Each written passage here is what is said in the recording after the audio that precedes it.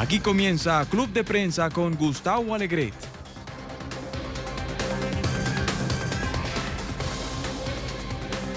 En esta mesa de trabajo que ahora comienza, un club de prensa en el que hoy vamos a abordar esas cuestiones y otras de la actualidad informativa que viene bien cargada. Y no sé, señores, María, si creen que hay mucha diferencia, porque últimamente estamos metidos en un tren informativo difícil. Déjenme antes presentarles a nuestra audiencia. Fernando Pizarro, que es periodista, es corresponsal de la cadena de televisión Univisión, aquí en Washington. Fernando, ¿cómo estás? Un gusto estar con ustedes nuevamente. Gracias por acompañarnos. Con María Peña, periodista independiente. María. Gracias, buenos días. Buenos días. Y con José de Bastos, analista para las Américas de World Aware. ¿Cómo estás, José? Bien, Gustavo, muchas gracias por la invitación. Gracias por acompañarnos a los tres y a ustedes por su sintonía. Comencemos por la actualidad. Ayer leía un tuit de una compañera corresponsal aquí en Washington que decía: ahora parece que todo de repente es Venezuela, porque el mundo ha puesto los ojos en la crisis. No sé si podríamos aquí decir finalmente aquellos que no querían o no se habían posicionado, y la situación amerita ahora posicionamientos. La Organización de Estados Americanos tuvo ayer una sesión en la que vimos el reflejo de esa división internacional en cuanto al continente. Cuba no forma parte, pero lo ponemos como primero de esa lista que siguen reconociendo a Maduro. No forma parte de la OEA, pero México, Uruguay, El Salvador y algunos países del Caribe. Nicaragua, creo que. Y Nicaragua, por supuesto, y Nicaragua, que siguen desconociendo a Guaidó como el presidente legítimo y siguen reconociendo a Nicolás Maduro como presidente de Venezuela. ¿Qué nos dice esa división, Fernando?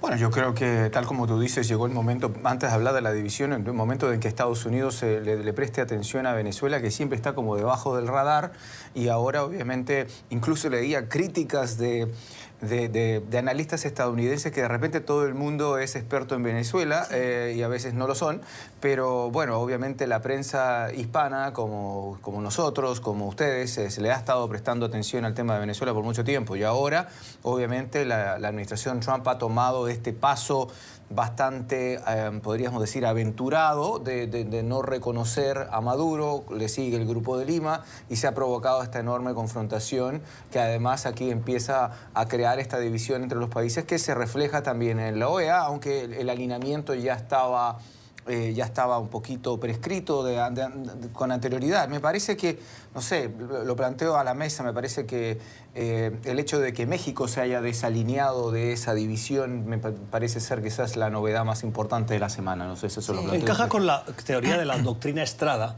que es como esa doctrina en la que todo el mundo se puede acoger para justificar sus comportamientos, porque la doctrina Estrada defiende la no intervención de asuntos internos de otros países y no decidir si hay legitimidad o no en los gobiernos de otros países. Pero Estrada, que fue secretario de Relaciones Exteriores mexicano en los años 30, no impidió, y esa doctrina no impidió que, por ejemplo, interviniesen en el tema de Chile con Pinochet, del final del franquismo y la Guerra Civil Española, etcétera, ¿no, María? Sí, bueno, y también concuerda obviamente con la línea de no alineamiento también, ¿no? Que durante muchas décadas también fue parte del escenario político regional.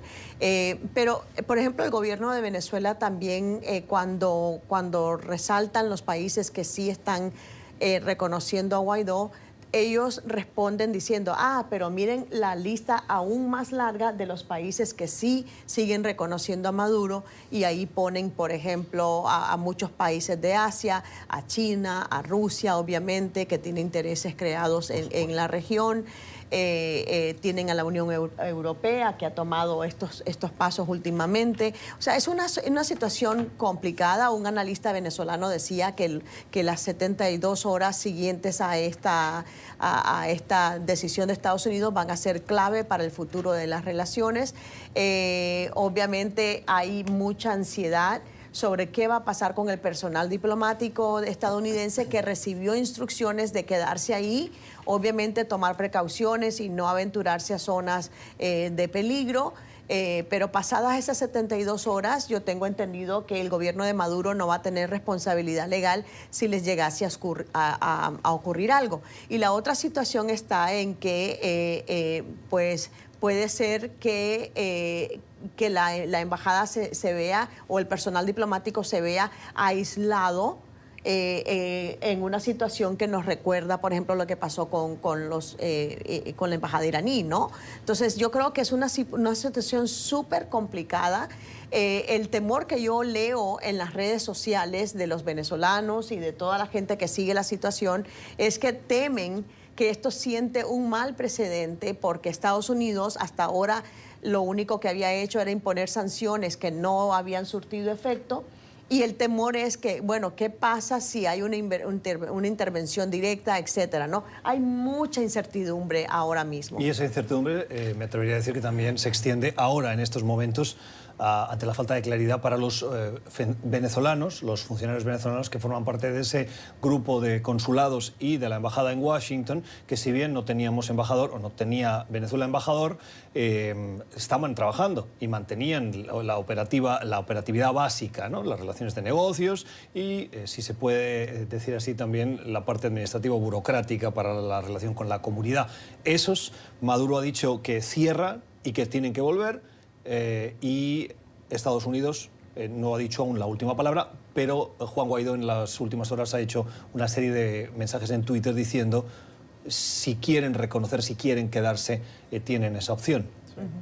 Sí, correcto. Ahora el plano de lo que pasó el 23 de enero, de la juramentación, digamos, de Juan Guaidó como presidente encargado, lo vamos a ver más en los hechos, ¿no? Como decías, lo primero va a ser este deadline, si se quiere, que dio Maduro al personal diplomático estadounidense de retirarse. Estados Unidos ha dicho que se van a quedar, aunque al parecer familiares y personal, digamos, no esencial se va a ir. Maduro dijo ayer que tenían hasta el domingo para irse. Habrá que ver hasta dónde lleva la situación, porque obviamente atacar o sitiar, si se quiere, la embajada, pues elevaría un poco más las tensiones y esta incertidumbre que comentas. También es bueno resaltar que ha habido, más allá de la presión diplomática en contra de Maduro, sí ha habido declaraciones incluso de funcionarios militares estadounidenses, pero también de gobiernos como el de Bolsonaro, por ejemplo, rechazando la tesis militar, ¿no? Como dejando un poco, calmando un poco las ansias que eso genera, porque obviamente, bueno, es una cosa que no se sabe dónde termina, ¿no? Fernando. Es que el problema, me parece, respecto a lo que acabas de mencionar, es que el mismo asesor nacional de seguridad y el mismo Trump lo dejan en el aire al decir ellos, no estamos considerando nada, dice Trump, pero todas las opciones están en la mesa. Bueno, si todas las opciones están en la mesa, entonces hay una que es muy obvia y que no la dicen, pero que queda, como decíamos, ahí en incertidumbre, que es la opción militar, que yo la veo muy complicada y muy difícil, especialmente luego del apoyo completamente abierto de Vladimir Putin, también de China, pero recordemos que Putin tiene esos famosos bombarderos instalados en Venezuela, así que es un poquito más difícil. A mí me parece que es la última opción, pero cuando Estados Unidos la deja ahí en el aire, como le decimos en fútbol, con la pelota dando bote con el arco sin arquero, me parece que es muy peligroso. Y es desaconsejado porque las consecuencias son gravísimas, o sea, ya ha habido muchos muertos en protestas contra Maduro en los últimos años. La situación es muy precaria. Personas que, pues, aún con las remesas que reciben de sus familiares acá, están teniendo muchas carencias. Entonces, y si encima le añades la posibilidad, es un polvorín ahora mismo, la posibilidad de que se pueda desatar un conflicto militar, eso es tremendo. Yo creo que ojalá que impere la razón y las cabezas frías y no se llegue a ese nivel. Sí, yo creo que más allá de esas declaraciones que resaltaba Fernando, creo que la presión global, más allá de Estados Unidos, en parte depende de que eso no ocurra, ¿no? Y por eso vemos a la Unión Europea, que si bien no ha reconocido a Guaidó, es muy crítica de Maduro, solicita que haya una solución, reconoció a la Asamblea Nacional como el órgano legítimo de Venezuela y obviamente con cierta de esa, digamos, amenaza de invasión, pierdes a la Unión Europea, pierdes a gobiernos vecinos que sufrirán un poco las consecuencias. Entonces creo que mientras menos se hable de eso, más apoyo podría recibir Guaidó, digamos, la Asamblea Nacional y un posible cambio en Venezuela, ¿no? Quiero pedirles un comentario sobre la votación o las expresiones que se escucharon ayer en el Consejo Permanente Extraordinario que analizó la situación en Venezuela en la Organización de Estados Americanos. Los votos a favor podían ser esperables. Los que votaron reconociendo a Maduro, expresando su reconocimiento al presidente, como dicen ellos, Maduro, estaban, y no hay sorpresas, Bolivia, El Salvador, Nicaragua, Sabíamos que México, con el cambio de gobierno, probablemente estaría en esa lista. Llama la atención dos países, San Vicente y las Granadinas, Surinam y particularmente Uruguay, que es donde algunos analistas venezolanos expresan más el sentimiento de desazón por el voto de Uruguay, por la historia de Uruguay. Un comentario sobre el voto de estos dos países caribeños, San Vicente, las Granadinas y Surinam, José, y Uruguay. No, bueno, el tema de San Vicente tiene todavía mucho que ver con lo que era Petrocaribe, por ejemplo, las ayudas que Venezuela daba, e incluso en específico el gobierno de San Vicente ideológicamente, digamos, siempre era muy amigo de Venezuela, el primer ministro era muy amigo de Chávez, digamos, eran muy cercanos, al igual que Evo Morales y Daniel Ortega, ¿no? Por ejemplo.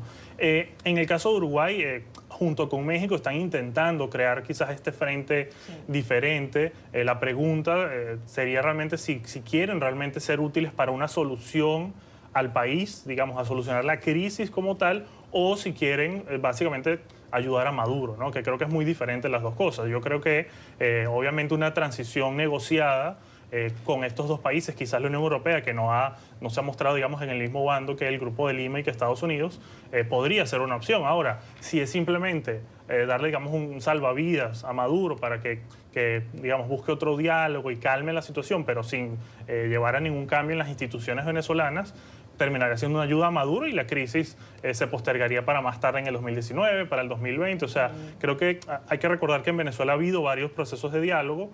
El más reciente parecía tener cierto éxito. La oposición en última, al ver, digamos, el documento que se iba a firmar, dijo, esto no lo podemos aceptar, y el proceso se cayó. Sí. Pero luego de que, digamos, hubiera mucha persecución contra la oposición, muchos dirigentes exiliados, incluso el diputado Julio Borges, que fue quien se negó a firmar ese documento, nunca regresó al país, porque sabía que iba a estar amenazado por no haber firmado ese documento. Entonces, creo que lo de México y Uruguay, si se compagina con la Unión Europea, con la ONU, incluso el Vaticano, para buscar una solución para la crisis venezolana como tal, podría ser útil. Si es una solución para ayudar a Maduro, pues obviamente la crisis va a continuar. San Vicente, las Granadinas y Surinam son reos, prisioneros de Maduro.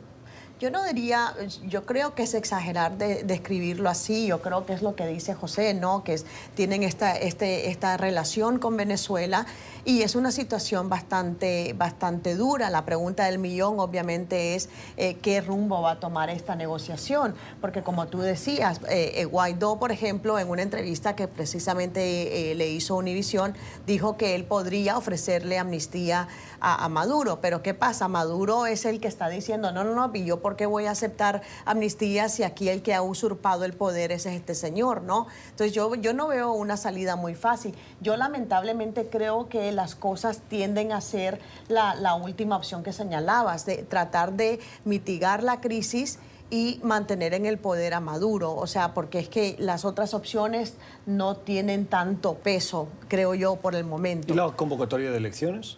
Bueno, también, o sea, a lo mejor sí podría ser que le dicen, mira, por ahora te puedes quedar y ahora hay que convocar unas nuevas elecciones, quizás para el próximo año, y entonces en todo este periodo, en todo este año, empezar a crear, a poner los ladrillos en esa transición. Yo creo que esa sería otro escenario. Fernando. Volviendo a tu pregunta inicial sobre el voto en la OEA, que para mí siempre la OEA termina siendo algo simbólico, pero de todas maneras me parece que más allá de la sorpresa de Uruguay, tal como tú decías, el alineamiento que ha venido ocurriendo especialmente últimamente con el tema de Venezuela, yo creo que se reflejó plenamente en la OEA, más allá de lo que pueda...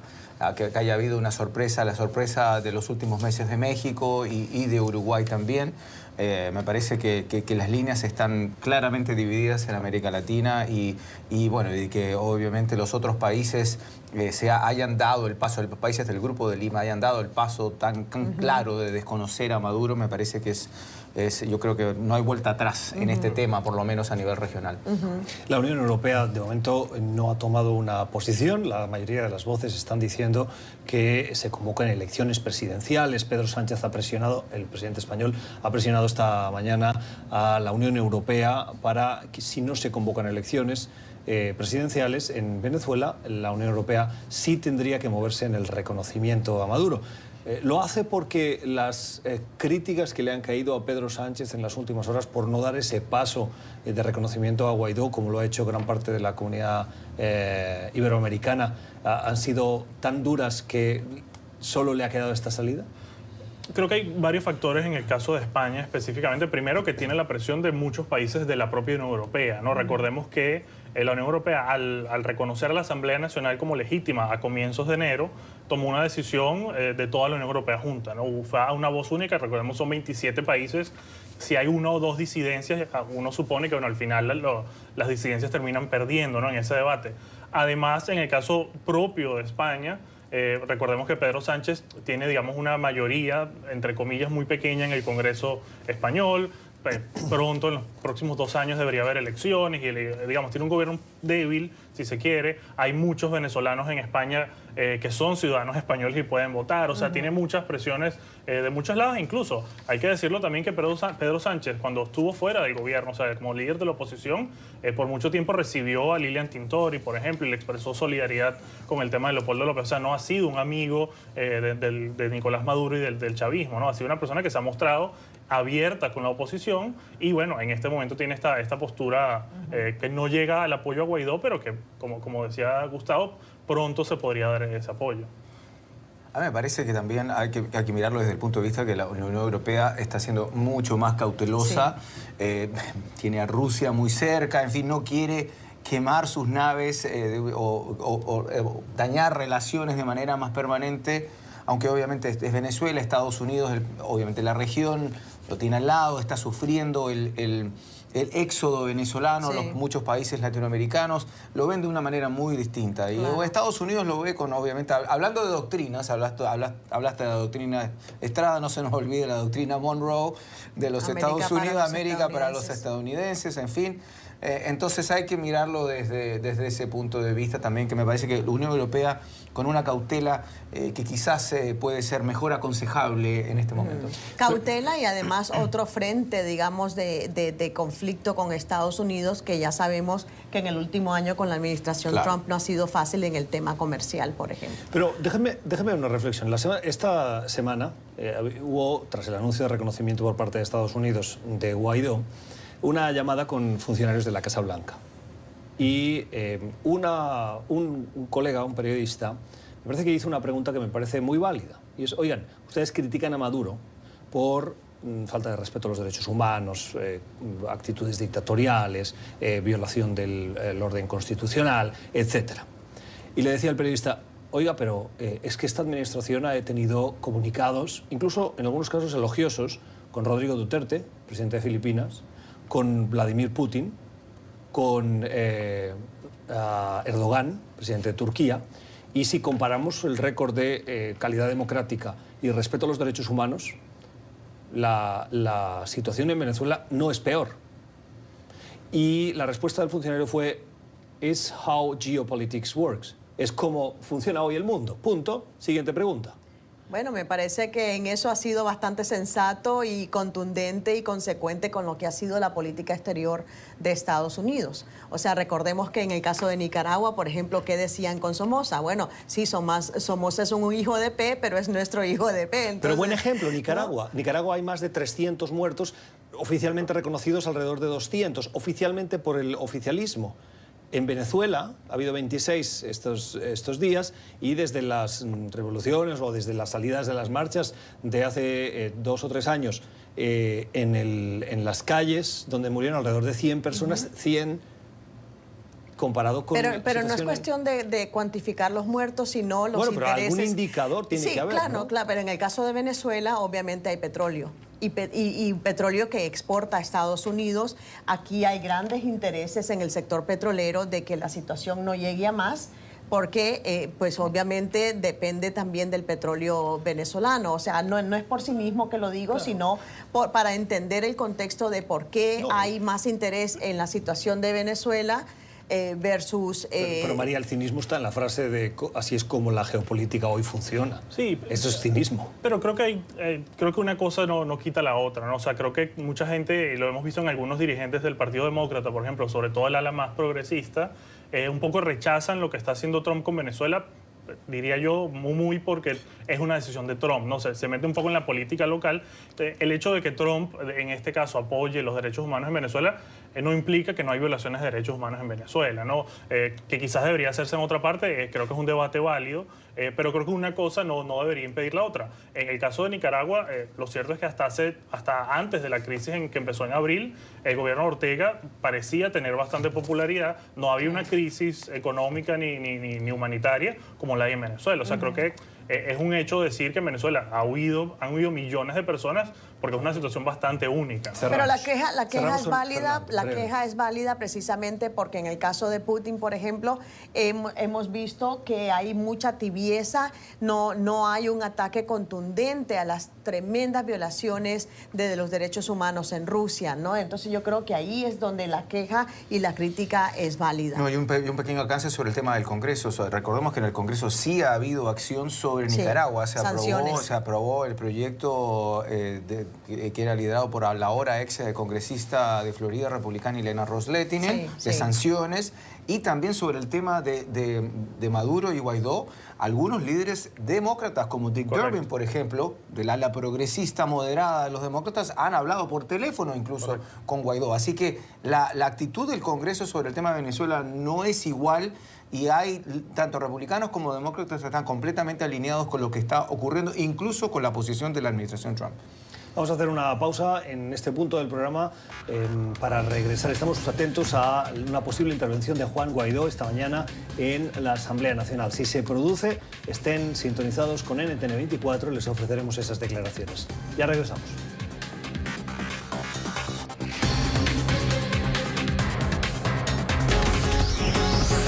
Ya regresamos con Club de Prensa.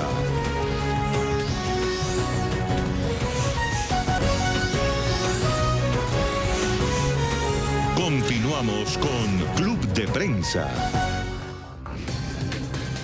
Seguimos en nuestra mesa de trabajo hoy en este Club de Prensa con José de Bastos, con María Peña y con Fernando Pizarro. En las últimas horas en Estados Unidos nos hemos levantado con la detención de Roger Stone. Roger Stone fue un estratega, es un estratega político, es un analista político, es un ex asesor del presidente Donald Trump, es un Trump supporter, que dirían en inglés.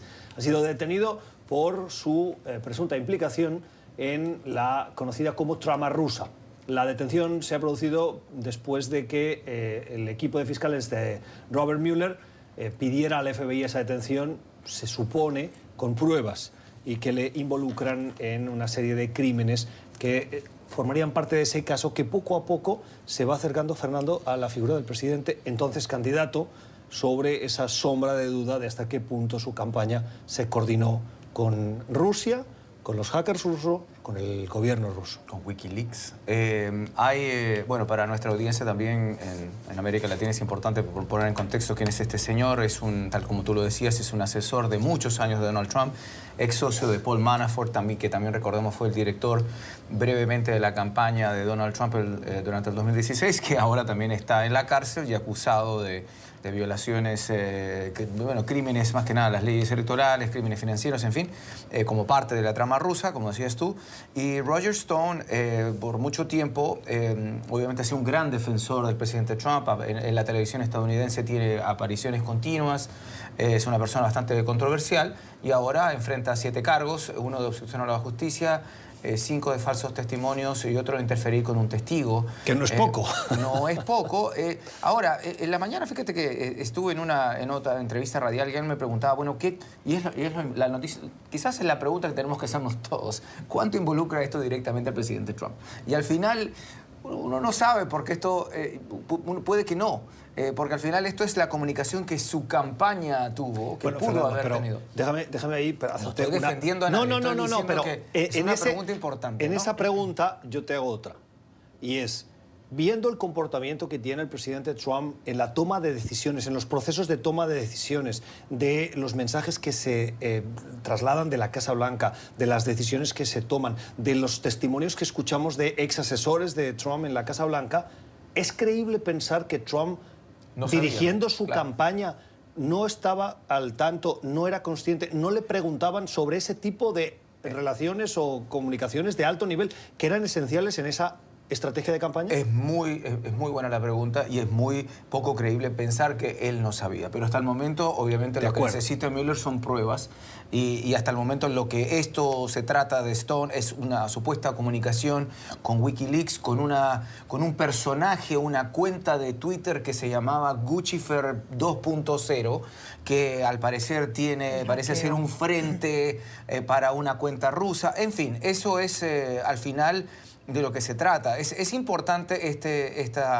estos cargos, este arresto, nuevamente se acercan a un círculo muy íntimo del presidente Trump en el tema electoral. Ya van 9 personas, según mis cuentas, 9 personas dentro de la campaña o allegados a la campaña presidencial de Donald Trump que están directamente acusados como parte de esta investigación de Robert Mueller.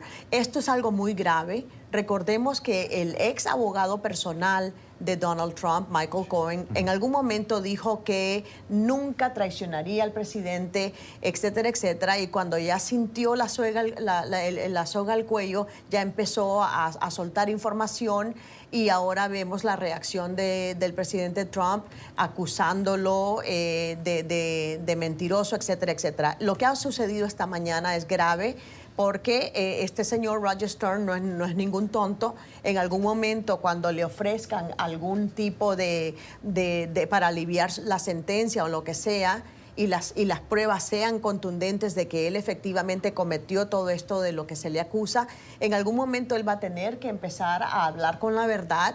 Y yo estoy de acuerdo contigo, o sea, hay un montón de cosas que todavía no se saben y por eso se están investigando, pero conociendo el historial de Donald Trump como empresario y ahora como político, es increíble que él no supiera lo que estaba ocurriendo en su entorno. Déjame darle los datos, porque me parecen muy relevantes. Dabas tú, de acuerdo a las cuentas, las he consultado ahora. 4 personas están sentenciadas a prisión en esa investigación de la trama rusa. Una persona está acusada y en proceso de un juicio. 7 personas se han autodeclarado culpables, o se han declarado culpables, sin el auto. 37 personas o entidades están siendo acusadas. Y 199 son la lista de crímenes o acusaciones que están vinculadas a esa trama rusa. Pero de la campaña en sí creo que son como alrededor de 9. José. Sí, creo que más allá de, digamos, del futuro de Roger Stone y lo que él pueda decir, también hay que ver el impacto político y electoral que esto tenga, ¿no? Recordemos que, obviamente, ahora el Partido Demócrata, con la mayoría en la Cámara, podrían en cualquier momento iniciar el proceso de impeachment y luego, obviamente, esto va al Senado. Nancy Pelosi, la líder de la Cámara de Representantes, ha dicho, básicamente, sigamos esperando lo que salga de la investigación de Mueller. Ha sido cautelosa, se siguen acumulando este tipo de acciones. Y luego está el Senado, que obviamente hacen falta 2/3 de los votos para ir adelante con sacar al presidente Trump del poder. Y luego también hay que recordar que en 2 años hay elecciones presidenciales, ¿no? Entonces, por un lado creo que está la investigación criminal, digamos, la parte judicial, pero también hay que ver las consecuencias políticas y electorales de cómo se van acumulando este tipo de cargos y de personas, como dicen, vinculadas alrededor del presidente, aunque todavía no se le toca a él directamente. Y hoy mismo vimos cómo la portavoz de la Casa Blanca, Sarah Sanders, como típicamente salen a la defensiva a repetir hasta el cansancio de que aquí no hubo colusión, de que esta investigación es una cacería de brujas. Y yo me pongo a pensar, bueno, ¿qué les toca decir? Hasta que no se sepa, hasta que no se concluya esta investigación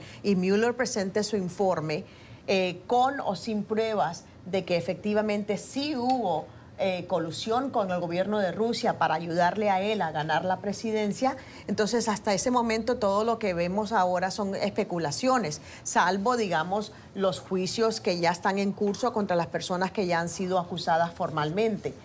Yo creo que es bastante dura la situación que afronta el presidente. Obviamente vemos a su base le cree, su base es leal. Le cree cuando él dice que no hubo colusión, que todo esto es una motivación política, porque los demócratas se niegan a aceptar la derrota, etcétera, etcétera. Él puede cantar misa si quiere, pero tenemos que esperar hasta que termine la investigación y conociendo el historial de Mueller, se lo toma muy en serio y si tiene pruebas las va a presentar. Obvio. Oigan, en el marco de la situación política en Estados Unidos, 35 días de cierre parcial de la administración, 2 propuestas de ley que ayer fracasaron en el Senado, como estaba previsto. En mi opinión, y aquí hago una cuña editorial, forma parte de ese teatro en el que ambos intentan explicar a la sociedad que están haciendo algo cuando saben que no tenían los votos, es decir, no habían negociado.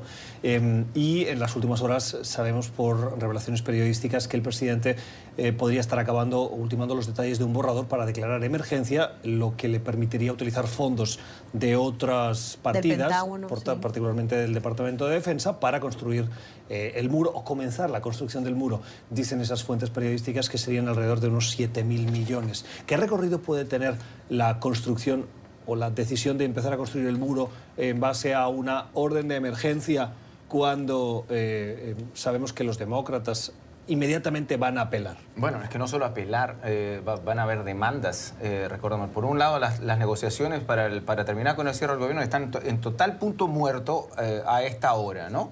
Porque este jueves, cuando el presidente Trump insistió, dijo, bueno, ok, fracasaron los proyectos, yo estaría dispuesto a aceptar parte, un pie, ¿no? De una prima, un pago inicial por el muro, y Nancy Pelosi, la presidenta de la Cámara, dijo, no, absolutamente, esto tampoco va. Entonces las negociaciones están en punto muerto. Ahora, respecto a esta declaración, él mismo lo ha dicho, la hago y me van a demandar, y por eso fue que dio pie atrás hace un par de semanas, de que ahora vuelva a conocerse este borrador. Lo que va a ocurrir es que van a haber demandas. Me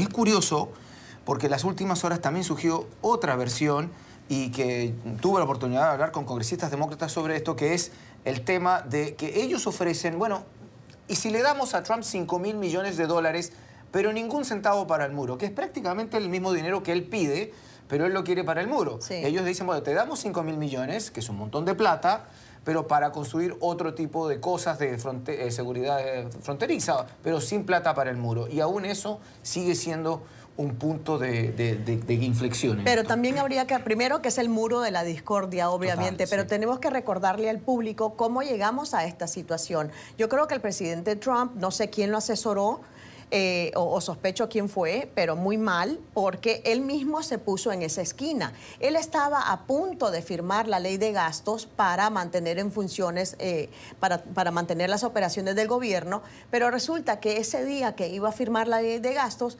escucha en un programa conservador a estos comentaristas que lo están destazando porque le echan en cara que él no ha cumplido su promesa electoral de construir un muro a lo largo de toda la frontera, que fue en parte una de las razones por las que ganó.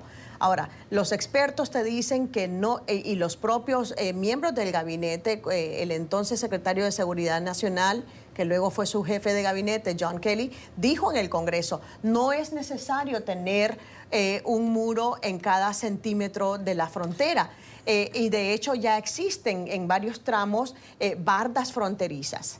Entonces, lo que los demócratas le dijeron es, bueno, te podemos dar dinero para la seguridad fronteriza, que incluya más agentes de la patrulla fronteriza, más tecnología, más agentes de inspección, etcétera. Lo que no queremos es un muro. Porque el muro es un mal gasto de dinero, y es ineficaz porque la mayoría de la droga, por ejemplo, y esto lo comprueban los informes, la mayoría de la droga entra por los puntos de entrada oficiales. Lo que pasa es que por ejemplo, aquí nos olvidamos de una cosa, y es que en los últimos en los últimos 2 años, hasta este 1 de enero, o 3 de enero para ser técnicamente correctos, la mayoría de las cámaras estaban en manos republicanas. 2 años estuvieron. Y el presidente no consiguió esos fondos. ¿Por qué? Porque hay conservadores, fiscalmente conservadores en la parte republicana, que dicen que el déficit estadounidense está disparado y que no están dispuestos a incrementar el déficit por el muro. Pero eso no se pone sobre la mesa, las diferencias internas que hay entre los republicanos. Pero no solamente eso, sino la situación de que en la frontera no está como la pinta la administración en términos de seguridad. Y no se nos olvide una cosa que nos tocó cubrir a todos, que el 2013, cuando el Senado aprobó la reforma migratoria integral que legalizaba a 11 millones de personas, incluyendo los Dreamers, el TPS, en fin, los demócratas aceptaron gastar en esa vez 20 a 30, si no más, $1.000 millones en seguridad fronteriza, que incluía, no era muro, nadie estaba hablando del muro, pero era seguridad fronteriza, que incluía miles de agentes fronterizos más, lo mismo que estaba hablando recién María. Ahora, ese proyecto quedó paralizado porque los republicanos en la Cámara se negaron a votar sobre eso, los conservadores de los cuales tú hablabas, no querían votar por una amnistía supuestamente, pero mira lo que estaban dispuestos a aceptar los demócratas, que no es ni la cuarta parte del dinero de ahora. Sabiendo que su base no estaba necesariamente a favor de esa parte del proyecto de ley. La prueba es que este fin de semana hizo una propuesta y al día siguiente tuvo que salir a decir que no es una amnistía porque su propia base estaba revolucionada diciendo, el presidente está cediendo. No su base, los comentaristas a los que él suele escuchar en Fox News. Su base. No, porque tú ves... No, perdóname, yo no estoy de acuerdo porque tú ves las encuestas de opinión, incluso salió una esta semana, que la mayoría de los estadounidenses no apoya un muro, apoya tener seguridad fronteriza como le corresponde a cualquier país, pero no un muro que no se ha demostrado que no es la forma más eficaz de frenar la inmigración ilegal o el narcotráfico. No, y creo que lo preocupante es que, como decían, no hay una negociación, no hay un camino, no está claro hacia dónde va este shutdown y los problemas pues empiezan a acumularse, ¿no? Que todavía no se han visto demasiado, pero problemas de, digamos, retrasos en los aeropuertos, el ausentismo que está creciendo más y más. La seguridad del tráfico aéreo. Correcto, y una cosa es perder que un empleado pase 15 días sin cobrar, que ya es un problema, pero que pase 30 días, que pase 45 días, ya hay hoy que se cumplieron 2 cara. cheques sin cobrar. Sí, hoy, 2 veces, 2 pagos de funcionarios que no reciben su salario y daría para otro club de prensa, pero se lo anoto aquí, el secretario de Comercio en las últimas horas en una entrevista dijo, no es un chiste lo que les voy a contar ahora, dijo que esos funcionarios lo que pueden hacer es pedir un crédito para poder hacer frente a los pagos de su economía familiar.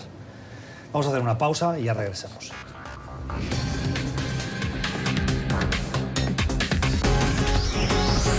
Ya regresamos con Club de Prensa.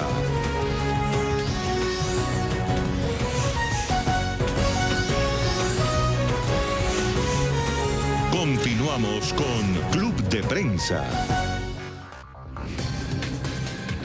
Estaba en una clínica, en un centro sanitario, desde octubre del 2008, afectado por una dolencia cardíaca. El expresidente del Perú, Alberto Fujimori, ha regresado a la prisión después de 100 días en esa situación hospitalaria porque cumple una condena de 25 años de prisión. José. Sí, creo que lo que hay que resaltar de Perú ha sido, digamos, la cantidad de protestas y la fuerza de la ciudadanía en las calles para protestar todo este tipo de actos de corrupción de la Fiscalía y que obviamente terminan viéndose reflejado en Fujimori, en su familia, en el partido que dirige a su hija Keiko Fujimori, de cómo Perú entero, en su gran mayoría, pues le ha dado la espalda al Fujimorismo, ¿no? Si lo podemos llamar. Recordemos que Keiko Fujimori perdió las 2 últimas elecciones presidenciales, pero obteniendo cerca de 48-49%. El partido que ella dirigía era el más grande en el Congreso, o sea, sin duda tenía mucha popularidad, la familia Fujimori, si se quiere, y eso en los últimos año y medio, o en los últimos 10 meses, se ha dado un vuelco total. El perdón que le había ofrecido el expresidente Kuczynski a Alberto Fujimori fue lo que acabó con su gobierno, y ahora vemos que incluso Keiko Fujimori también está en procesos judiciales. O sea, creo que esto hay que enmarcarlo en ese contexto en el que Perú le ha dado completamente la espalda al Fujimori. Y yo no creo, por ejemplo, esto de que ahora regresa a prisión, es un señor ya de 80 años. Sí. Recordemos que fue el primer mandatario juzgado y sentenciado por crímenes de lesa humanidad, ¿no? Entonces, en América Latina por lo menos.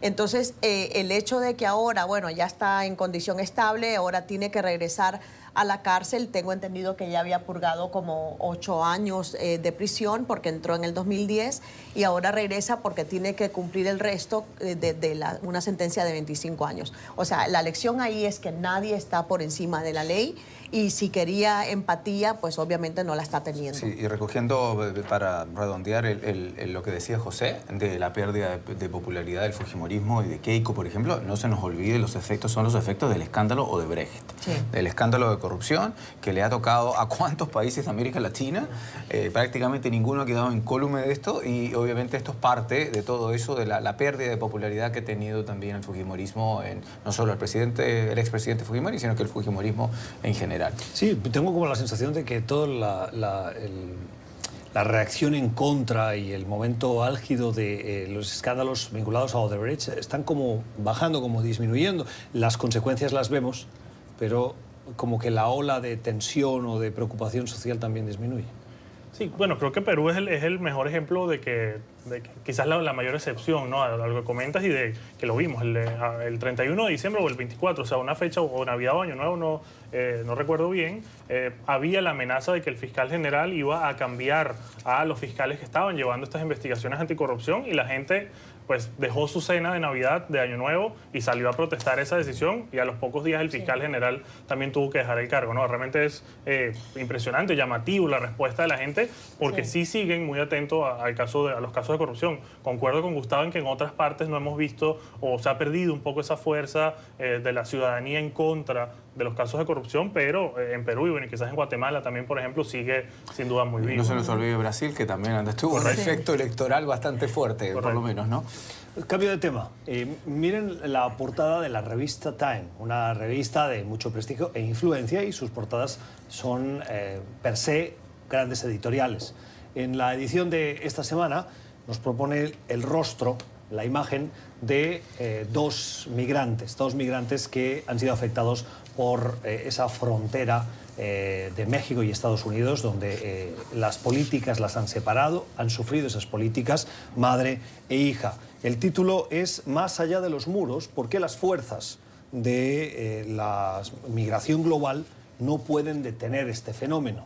¿Qué nos dice? ¿Qué esa conclusión sacan, María, cuando vemos el rostro? Porque a veces nos centramos los periodistas en los números, en los conjuntos, pero cuando ponemos el nombre, apellidos y circunstancias a las historias, uno no puede más que compadecerse. Oh, la portada está cargada de simbolismo, empezando por el hecho de que la mayoría de buena parte de los inmigrantes en los centros de detención son mujeres.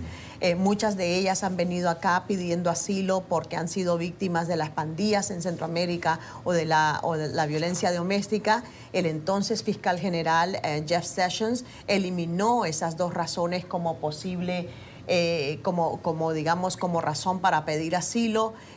Hubo demandas en contra de eso. Un juez recientemente emitió un dictamen diciendo que no pueden frenar esos casos de asilo.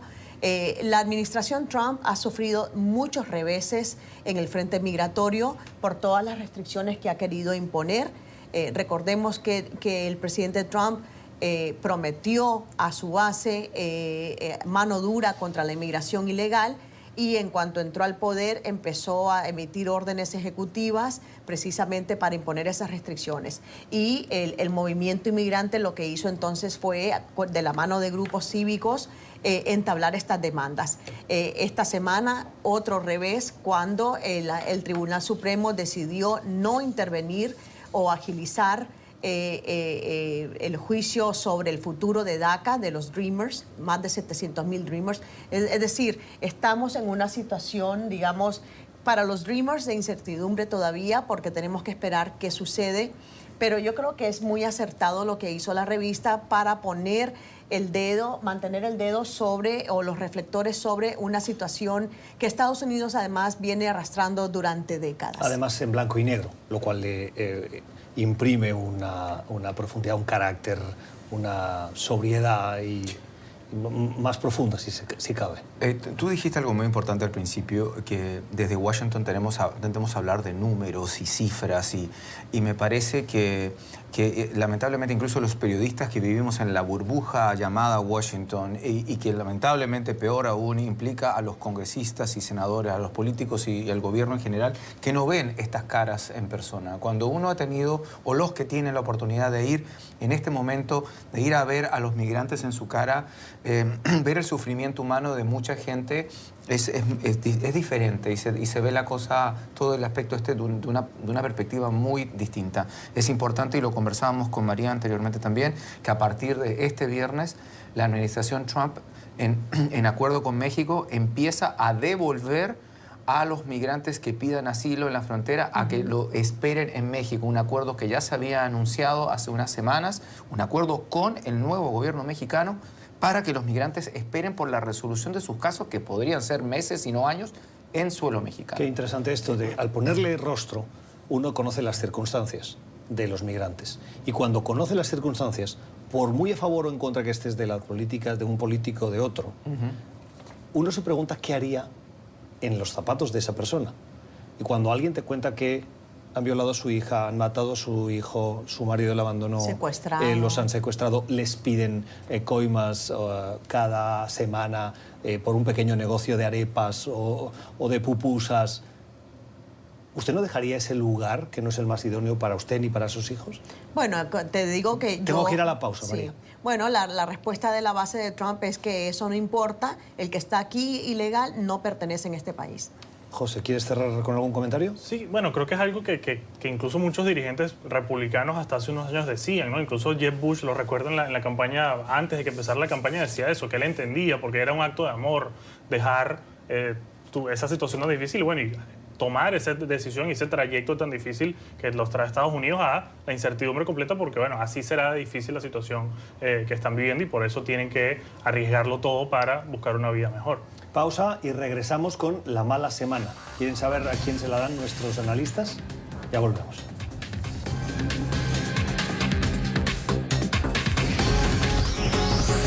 Ya regresamos con Club de Prensa.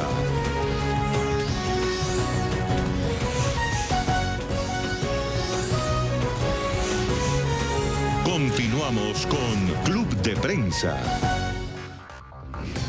Tiempo para la mala semana. Una mala semana que hoy nuestros analistas, lo conversábamos ahora en la pausa, lo van a dar a una variedad de personajes interesantes. José. Sí, bueno, creo que sin duda el presidente de Venezuela, Nicolás Maduro, electo en estas elecciones dudosas que la comunidad internacional ha criticado, creo que la mala semana sobre todo porque no tiene enfrente solamente protestas callejeras o a la oposición en la Asamblea Nacional retándolo, tiene realmente a muchos países en contra y no veo... no tiene un camino fácil para salir de este problema, ¿no? Anteriormente, fuera con represión, fuera exiliando o encarcelando dirigentes opositores, se ha podido zafar de algunas crisis. En este caso es muy diferente el problema. Tiene a 15 países reconociendo a otra persona como presidente y realmente en el corto y mediano plazo no tiene una salida sencilla de este foso en el que se encuentra en este momento. María. Yo le doy la mala semana a 800,000 empleados públicos en Estados Unidos que ya hoy llevan 2 quincenas sin cobrar sueldo. O trabajan sin sueldo o han sido suspendidos porque no se les considera esencial en sus funciones. Pero el problema es que esto también afecta a los negocios que dependen de estos empleados, a los contratistas, a los estadounidenses de a pie que dependen de ellos para los servicios. Es malo para la economía y están siendo usados como piezas de ajedrez en un pésimo juego político. Fernando. Yo, bueno, a jugar por la noticia de hoy, obviamente mala semana, o se le inicia un mal periodo a Roger Stone, el ex asesor del presidente Trump, electoral, asesor de las elecciones, de su campaña, que ahora está siendo, como discutimos, va a ser acusado de cargos de obstrucción de justicia, pero el presidente Trump ha tenido una muy mala semana, no va a poder finalmente terminó cediendo en dar al Estado el discurso sobre el Estado de la Unión o Estado de la Nación la próxima semana, porque el cierre del gobierno continúa, y obviamente tampoco ha conseguido su muro y eso no tiene solución por ahora. Habrá que ver ahora si el presidente le pone un apelativo, un apodo a Roger Stone, porque cada vez que cae una nueva pieza aparece el apelativo propio que les pone el presidente para despreciarlos o minimizar lo que puedan decir. Hasta aquí nuestro club de prensa, nuestra mesa de trabajo, hoy con José Bastos, con María Peña y con Fernando Pizarro. A ustedes, gracias por su sintonía y su confianza. Regresamos el lunes. Que tengan un feliz fin de semana.